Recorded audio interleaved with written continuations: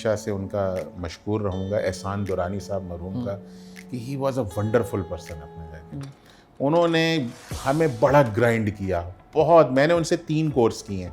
बहुत से लोग होते थे वो एक ही कोर्स के बाद भाग जाते थे, बल्कि मुझे याद है कि जब उनकी पहली क्लास होती थी तो वो दरवाज़ा खोल देते थे और कहते थे कि जो अपने माँ बाप के लाडले हैं और जिनके दिल कमज़ोर हैं, ये दरवाज़ा खुला है, वो अभी जा सकते हैं।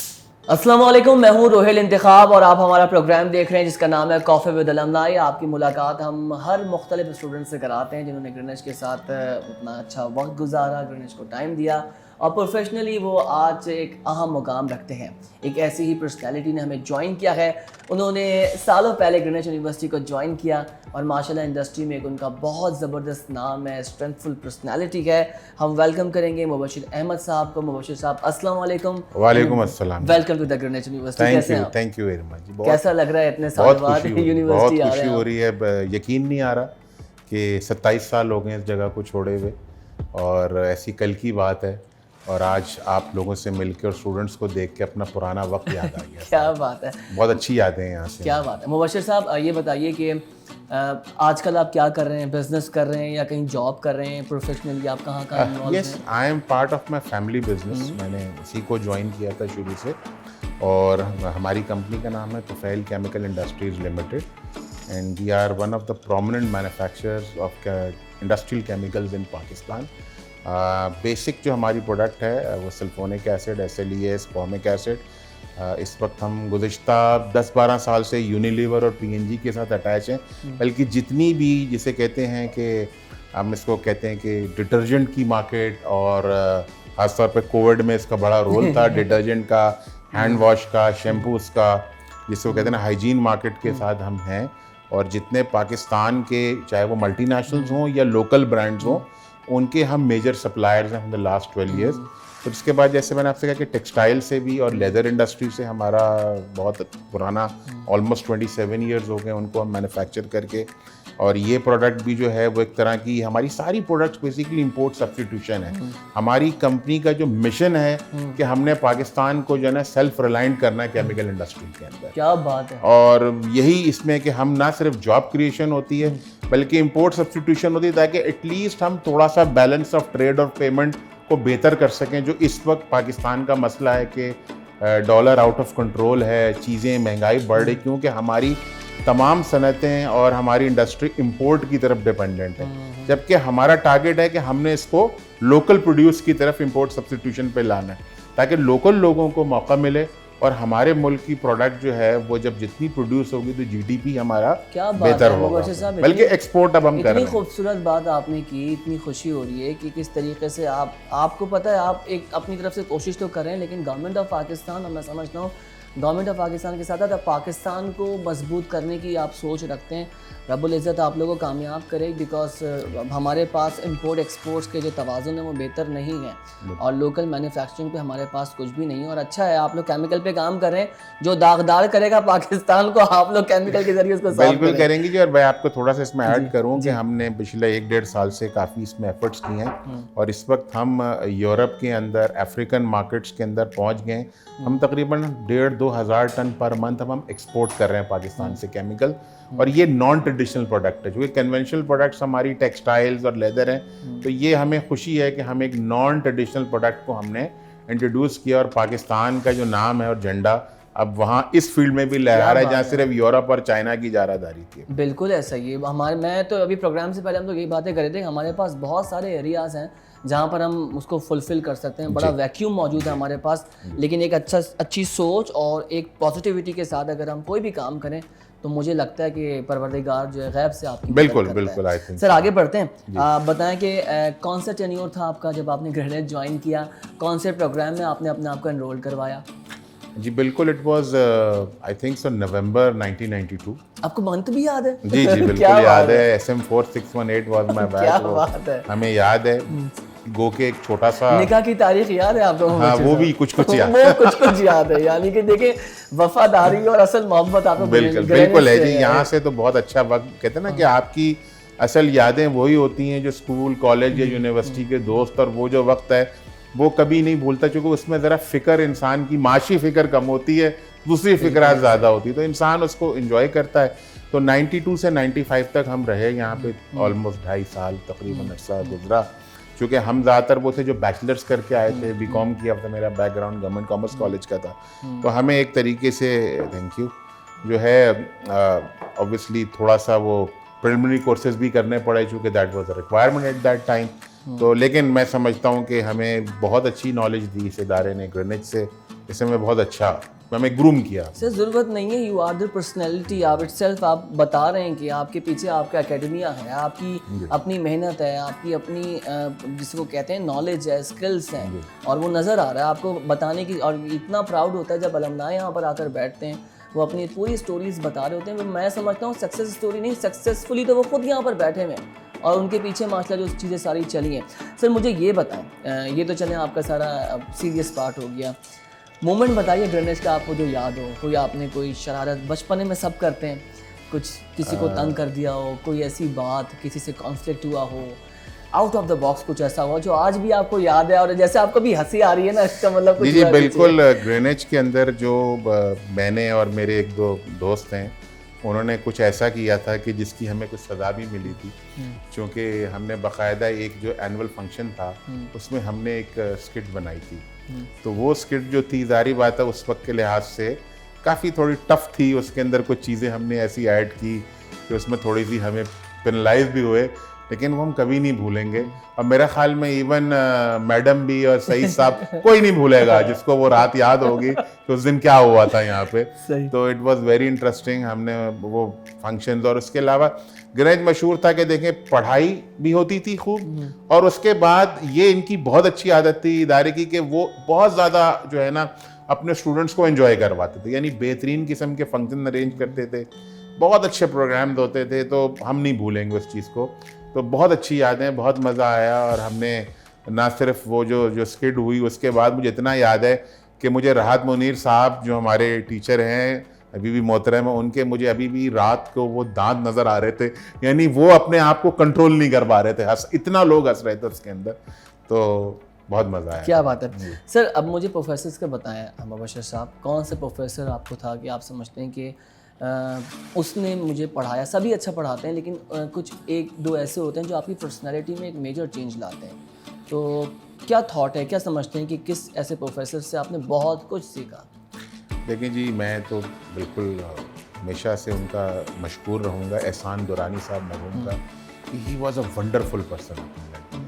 उन्होंने हमें बड़ा ग्राइंड किया, बहुत। मैंने उनसे 3 कोर्स किए हैं। बहुत से लोग होते थे वो एक ही कोर्स के बाद भाग जाते थे, बल्कि मुझे याद है कि जब उनकी पहली क्लास होती थी तो वो दरवाज़ा खोल देते थे और कहते थे कि जो अपने माँ बाप के लाडले हैं और जिनके दिल कमज़ोर हैं, ये दरवाज़ा खुला है, वो अभी जा सकते हैं। और स्ट्रेंथ होती थी क्लास में, और बहुत स्ट्रेंथ होती थी। लेकिन जो उन्होंने हमें सिखाया है, उन्होंने हमें सोचना सिखाया।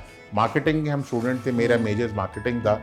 उन्होंने हमें प्रोडक्ट डेवलपमेंट कैसे की जाती है, बजट के अंदर इंडस्ट्री को कैसे खड़ा किया जाता है, प्रोडक्ट को, ब्रांड को बना के बेचना कैसे है, उसकी बजटिंग, उन्होंने हर तरह से हमें पूरी, जिसे कहते हैं ना, एक एंटरप्रेन्योरशिप सिखाई कि जैसे एक आप अपने इदारे को एक मालिक की तरह लेके कैसे चलते हो। HR, एडमिन, उन्होंने कोई चीज़ छोड़ी नहीं, हर तरह से सही मानों में स्ट्रेटेजिक मैनेजमेंट जिसे कहते हैं उन्होंने पढ़ाई। उसके अलावा और भी बहुत अच्छे हमारे राहत मुनीर साहब फाइनेंस में वंडरफुल पर्सन थे, उन्होंने भी बहुत अच्छे से अकाउंटिंग हमें पढ़ाई, बहुत अच्छी थी। ऐसे एक समीर लाखानी थे, बेसिक मार्केटिंग हमने वहाँ से उनसे सीखी, जिसे कहते हैं कंज्यूमर, उन्होंने वहाँ से शुरू की। तो तमाम असातिज़ा बहुत अच्छे थे जिनके साथ हमारा यहाँ पे वक्त गुजरा। लेकिन दुरानी साहब की एक ऐसी शख्सियत है जो बोल नहीं सकते। क्या बात है सर। मुझे अब ये बताएं कि आपकी एक्टिविटी क्या होती थी, किस तरह की आप स्टूडेंट थे? कभी क्लास बंक की, या कभी शोर शराबा किया कैंपस में, कभी बस सोचा कि आज तूफान खड़ा कर देना है, आज मतलब करते हैं स्टूडेंट्स? मेरा ख्याल में उस टाइम पे चूँकि देखें स्ट्रेंथ बड़ी कम होती थी, 92 की बात है, 92 में इतना ये चीज़ें नहीं थी। और साफ बात है, देखें हम नॉर्मली जितने भी ज़्यादातर स्टूडेंट थे वो एक मिडिल क्लास बैकग्राउंड से थे, और हमें इस बात का एहसास था कि हमारे पेरेंट्स ने हम पर जो पैसा खर्च कर रहे हैं तो हमें कुछ करना है जाके। मेजॉरिटी ऐसे ही थे। बस हम जब शरारतें ज़रूर होती थी छोटी मोटी, थोड़ा बहुत कुछ टीचर्स थे, ख़ासतौर पे उन टीचर्स को हमने तंग भी किया जिनसे हमें समझ नहीं आता था। मैं उनका नाम नहीं लेना चाहूँगा, अच्छा नहीं लगता, लेकिन कुछ ऐसी भी क्लासेस थी जो नहीं तो हम उनको तंग करते थे वहाँ पे थोड़ा हद तक, लेकिन एक अदब के दायरे में। उस वक्त ऐसा नहीं था और हमारे टाइम में टीचर का एक बहुत एहतराम था।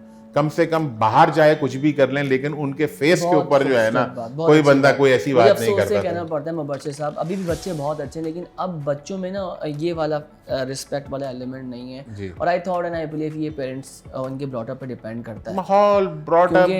अब लेकिन ऐसा हरगिज़ भी नहीं है कि कुछ स्टूडेंट्स वाकई बहुत अच्छे हैं। इट्स ऑल अबाउट, मैं समझता हूँ घर से परवरिश होती है स्टूडेंट की, बच्चे की, तो वो कैंपस में आके अपना दिखाता है।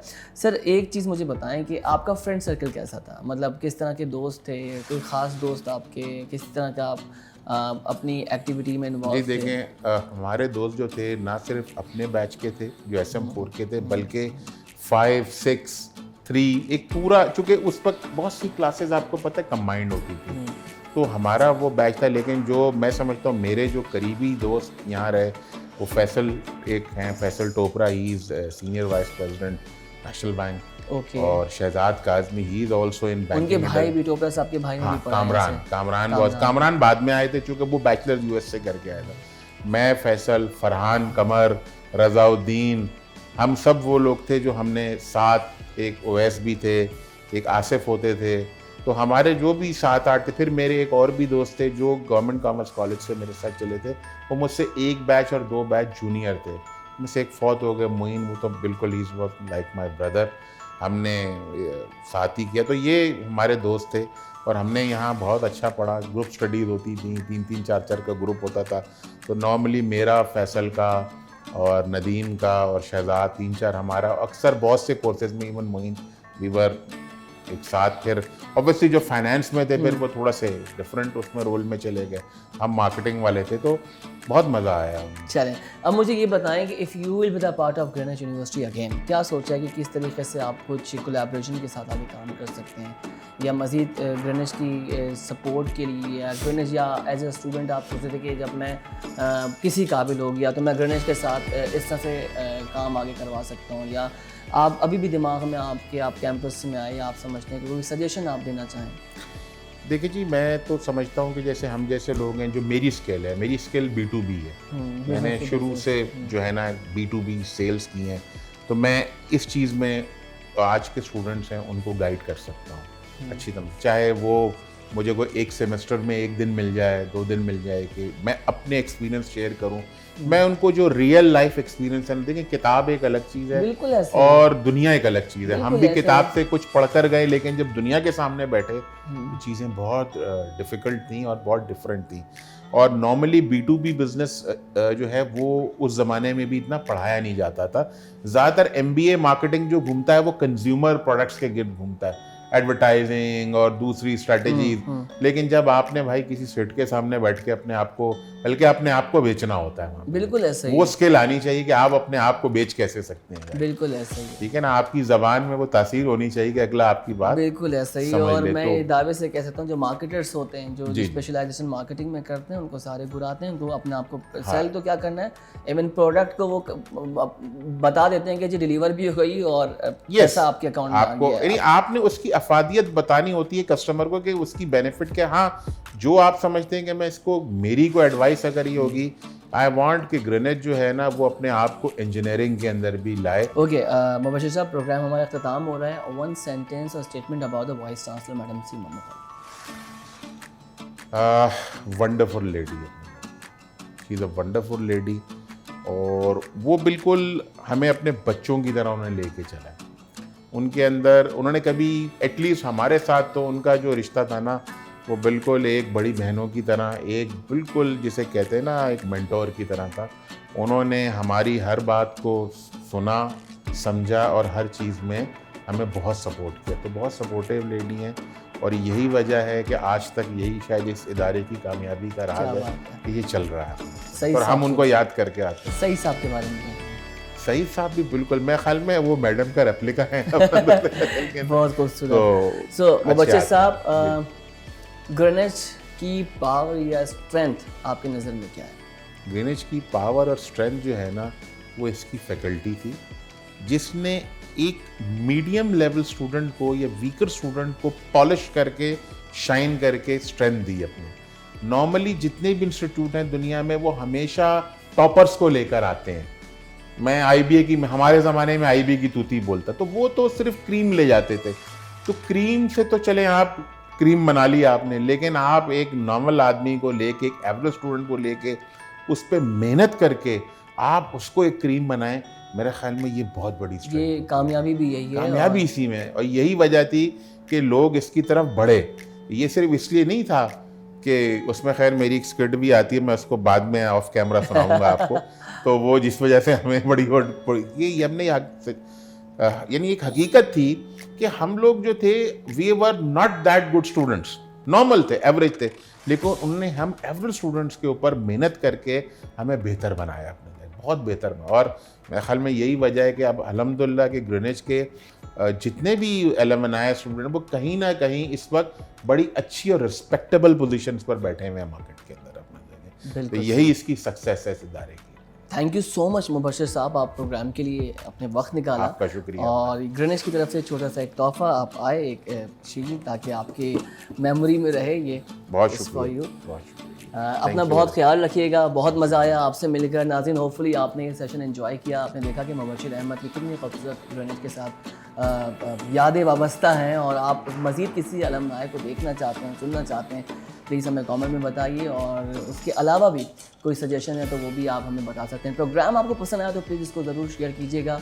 ग्रीनिच का ऑफिशियल यूट्यूब पे चैनल है, उसको भी सब्सक्राइब कीजिए। अपना बहुत ख्याल रखें।